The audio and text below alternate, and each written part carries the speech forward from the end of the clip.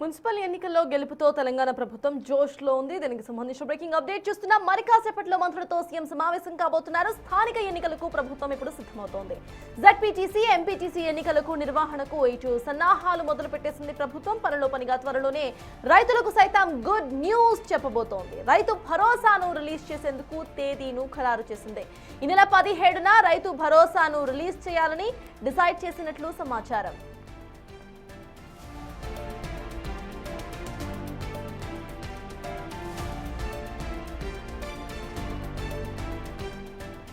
Municipal ఎన్నికల్లో గెలుపుతో తెలంగాణ ప్రభుత్వం జోష్లో ఉంది. మరి కాసేపట్లో మంత్రులతో సీఎం సమావేశం కాబోతున్నారు. స్థానిక ఎన్నికలకు ప్రభుత్వం సిద్ధమవుతోంది. జెడ్పీటీసీ, ఎంపీటీసీ ఎన్నికలకు నిర్వహణకు సన్నాహకాలు ఇప్పటికే మొదలు పెట్టేసింది. పనిలో పనిగా త్వరలోనే రైతులకు గుడ్ న్యూస్ సైతం చెప్పబోతోంది. రైతు భరోసాను రిలీజ్ చేసేందుకు తేదీను ఖరారు చేసింది. ఈ నెల 17న రైతు భరోసా రిలీజ్ చేయాలని డిసైడ్ చేసినట్లు సమాచారం.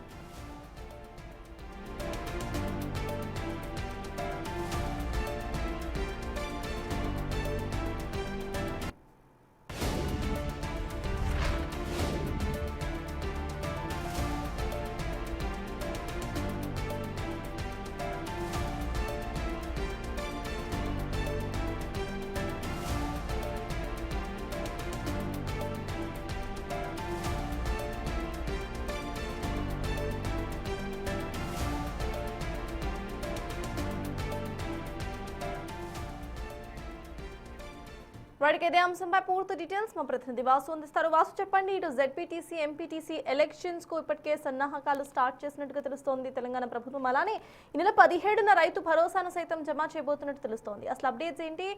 ఇటు గవర్నమెంట్ ఎటువంటి ఆలోచనలు ఉందనుకోవాలి? మున్సిపల్ ఎన్నికల విజయంతో కూడా తెలంగాణ ప్రభుత్వం జోష్లో ఉందని చెప్పాలి. ఎందుకంటే ఈ గెలుపు ధీమాతోటే జెడ్పీటీసీ, ఎంపీటీసీ ఎన్నికలకు వెళ్లేందుకు ప్రభుత్వం సిద్ధమవుతుంది. కాబట్టి ఈరోజు సాయంత్రం 6 గంటలకు ముఖ్యమంత్రి నివాసంలో మంత్రులతో కూడా సీఎం భేటీ కాబోతున్నారు.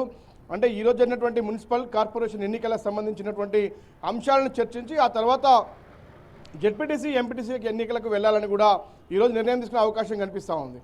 అయితే జెడ్పీటీసీ, ఎంపీటీసీ ఎన్నికలకు వెళ్తున్న నేపథ్యంలో కూడా రైతు భరోసా కోసం ఏదైతే ఖరీఫ్ పంటకు సంబంధించి ఎదురు చూస్తున్న పూర్తిగా రైతులకు సంబంధించి కూడా పంట ఇప్పటికే సిద్ధమైన నేపథ్యంలో కూడా కొంతకాలంగా రైతులంతా కూడా రైతు భరోసా కోసం ఎదురు చూస్తూ ఉన్నారు. కాబట్టి 9,000 కోట్ల రూపాయల రైతు భరోసా నిధులు కూడా ప్రభుత్వం సమీకరించింది. కాబట్టి ఈ నెల 15 నుంచి కూడా రైతు భరోసా నిధులు రైతుల ఖాతాలో జమ చేయాలని కూడా ప్రభుత్వం భావిస్తూ ఉంది. దానికి సంబంధించి కూడా ఒక కీలక నిర్ణయం ఈరోజు ముఖ్యమంత్రి క్యాబినెట్ కలిసి తీసుకునే అవకాశం కనిపిస్తూ ఉంది.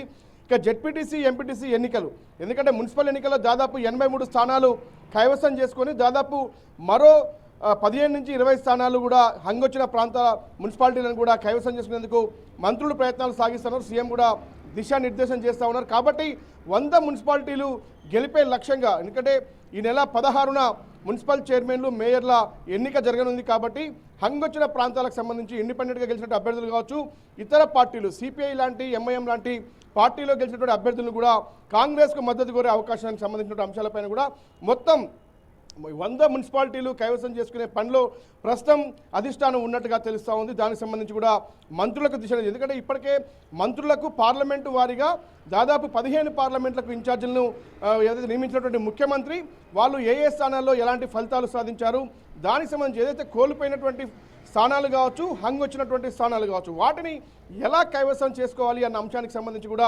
ఎవరితో పొత్తులు ఎలా ఉండాలి, వాళ్ళకి ఎలాంటి హామీలు ఇవ్వాలి అన్న అంశానికి సంబంధించి కూడా చర్చలు కొనసాగాయి. ఇప్పటికే చర్చలు కొనసాగాయి. కొంతమంది కూడా ఇప్పటికే కాంగ్రెస్ వైపు మొగ్గు చూపుతున్నట్టుగా సమాచారం ఉంది. ఇక కార్పొరేషన్లకు సంబంధించి కూడా 3 కార్పొరేషన్లు రాష్ట్రంలో హంగ్ ఏర్పడ్డ నేపథ్యం, ఇటు కొత్తగూడ, కరీంనగర్, నిజామాబాద్ సంబంధించినటువంటి అంటే పూర్తిగా ఏ పార్టీకి మ్యాజిక్ ఫిగర్ రాని నేపథ్యంలో కూడా కాంగ్రెస్ పార్టీ మిగతా పార్టీలతో ఎలా పొత్తు కలుపుకొని ముందుకెళ్ళాలి. కార్పొరేషన్ ఇప్పటికే 4 గెలిచారు.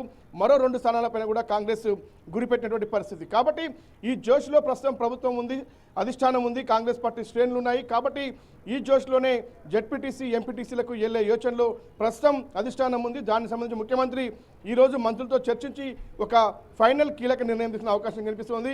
ప్రధానంగా జెడ్పీటీసీ ఎంపీటీసీ ఎన్నికలకు ఎప్పుడు వెళ్ళాలి, ఎలా వెళ్ళాలి అన్న అంశంతో పాటు బీసీ రిజర్వేషన్ అంశం కూడా ముడిపడిన నేపథ్యంలో మరొకసారి దానికి సంబంధించి ఒక కీలక నిర్ణయం అంటే ఇప్పటికే జెడ్పీటీసీ ఎంపీటీసీ ఎన్నికలు గతంలో ఏ విధంగా గ్రామ పంచాయతీ ఎన్నికల్లో బీసీలకు ఎక్కువ శాతం సీట్లు ఇచ్చారో మరోపక్క ఎంపీ రీసెంట్గా జరిగినటువంటి మున్సిపల్ ఎన్నికల్లో కూడా బీసీలకు చాలా పెద్ద ఎత్తున కూడా సీట్లు కేటాయించిన నేపథ్యంలో అంటే రాజ్యాంగపరమైన చిక్కులు లేకుండా పార్టీ పరంగా అవసరమైతే వాళ్ళకి ఎక్కువ స్థానాలు కేటాయించి జెడ్పీటీసీ ఎంపీటీసీ ఎన్నికలకు వెళ్ళే యోచనలో ప్రభుత్వం ఉన్నట్టుగా తెలుస్తుంది. ఎందుకంటే సుప్రీంకోర్టులో పెండింగ్లో కావచ్చు, మరొక కేంద్రం దగ్గర పెండింగ్, రాష్ట్రపతి దగ్గర పెండింగ్లో ఉన్నటువంటి ఈ యొక్క బీసీ బిల్లులకు సంబంధించిన వ్యవహారం ఉంది. కాబట్టి పార్టీ పరంగా రిజర్వేషన్లు అమలు చేసుకుంటూ ఇదే ఊపులో జెడ్పీటీసీ ఎంపీటీసీ ఎన్నికలకు వెళ్లాలన్న యోచనలో సీఎం ఉన్నట్టుగా తెలుస్తూ ఉంది.